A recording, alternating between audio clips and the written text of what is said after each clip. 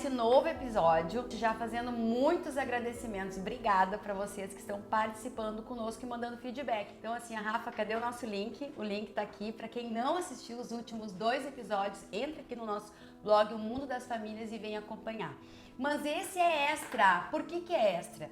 Porque nós recebemos e-mails e pedidos para esclarecer um pouco mais, falar um pouco mais sobre a reprodução assistida em si, os seus métodos, né? Então a gente trouxe a professora Laura novamente para a gente aprofundar um pouco mais essa partezinha aqui, fazendo esse recorte da reprodução humana assistida.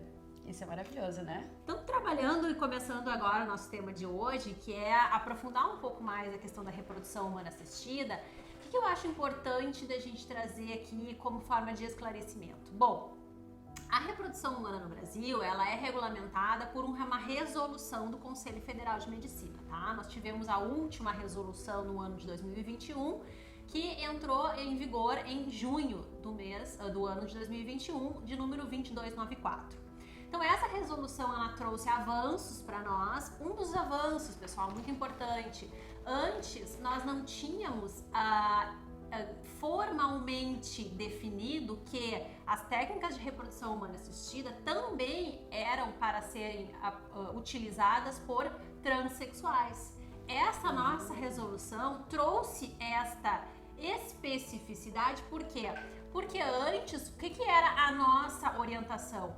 A técnica de reprodução humana assistida é para ser utilizada por todas as pessoas. Era bem amplo, mas começou uma certa discussão de que se podiam ser utilizadas por casais homoafetivos ou não. O que aconteceu? Veio uma resolução anterior a de 2021, a nossa anterior resolução, que dizia então claramente que as técnicas podiam ser utilizadas por casais homoafetivos. E aí começou então a discussão, o questionamento no conselho de que se as técnicas poderiam ser utilizadas por transexuais. Sim, tendo em vista a demanda que o conselho tinha que responder, né, esses questionamentos administrativos, então essa nova resolução trouxe essa possibilidade claramente. Então, pode ser utilizado por pessoas solteiras, pode ser utilizado por casais heteroafetivos, homoafetivos ou transexuais.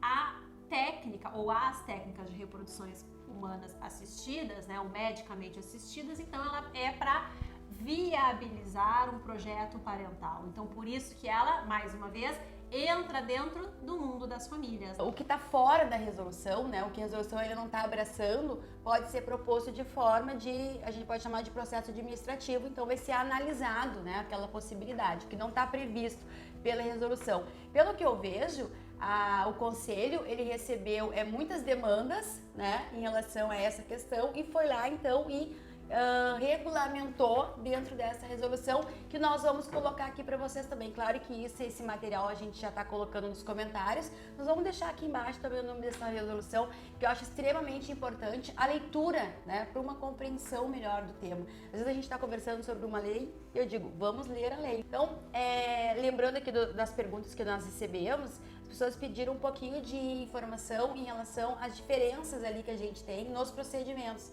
né, naquela partezinha ali do in vitro, né, como é que funciona isso. Você queria que tu explicasse um pouquinho. Tá.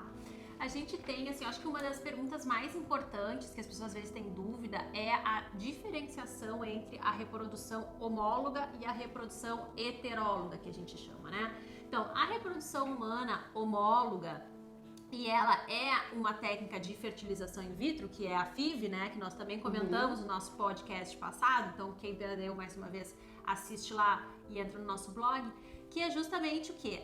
O material genético, ele é de ambos os pares que estão compondo aquele projeto parental. Então, por exemplo, independente de que nós estamos trabalhando aqui, a questão de relacionamento proveniente de casamento ou de união estável. A gente tem material genético feminino e material genético masculino proveniente de um projeto parental em comum. Então é uma reprodução homóloga, onde o material genético é daqueles pais que têm o projeto parental.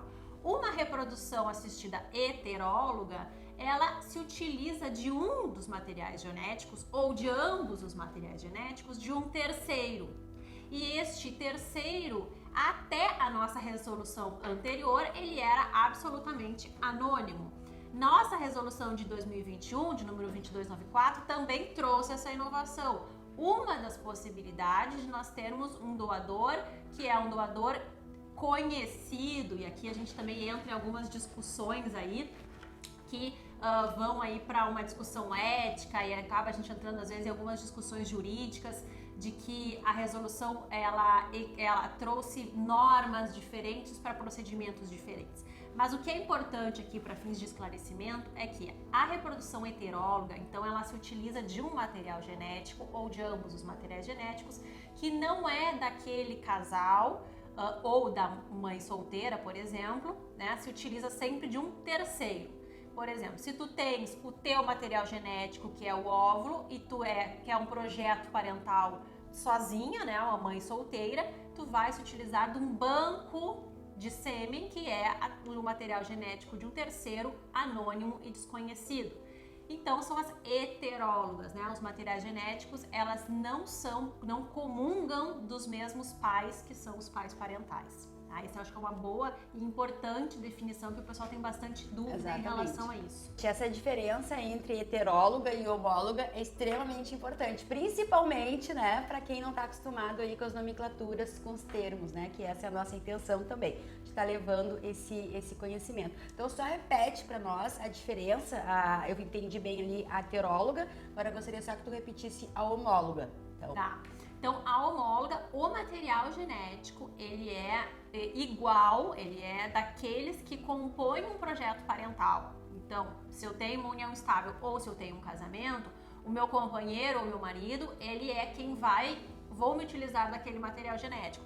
Muitas vezes, a situação de infertilidade vivenciada por aquela família, ela acaba tendo um quadro médico que ela precisa fazer a fertilização, a união dos materiais masculinos e femininos em laboratório, por conta de alguma anomalia que o embrião acaba sendo prejudicado quando feito em útero, né? Quando feito no corpo da mulher. Então, ele é feita essa junção em laboratório e o embrião já formado com o material de ambos, então ele já é introduzido no útero materno para a gestação, entendeu? Então esta é a reprodução homóloga. Como é delicioso ouvir e aprender com quem domina o assunto, né? Por isso que eu digo para vocês, a gente tem que buscar especialistas na área que a gente está super interessado em conhecer. Então assim, eu fico muito feliz com mais uma explicação e assim, o que a gente está festejando nesse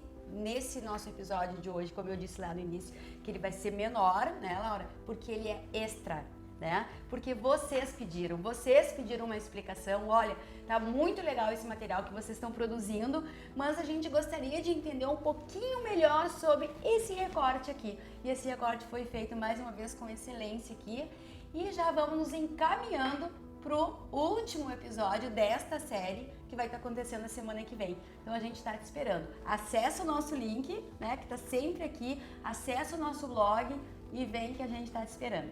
E continue mandando para nós as suas contribuições, seus comentários, dúvidas, que a gente tem maior alegria em produzir conteúdo para vocês e disponibilizar nesse nosso canal, nesse nosso blog, que é o Mundo das Famílias. Mandem aí os pedidos, as dúvidas, que a gente está aqui esperando para poder contribuir com vocês. E isso aí, pessoal, acompanhe o nosso blog, que os nossos materiais estão lá disponíveis para vocês. Beijão e até o próximo episódio.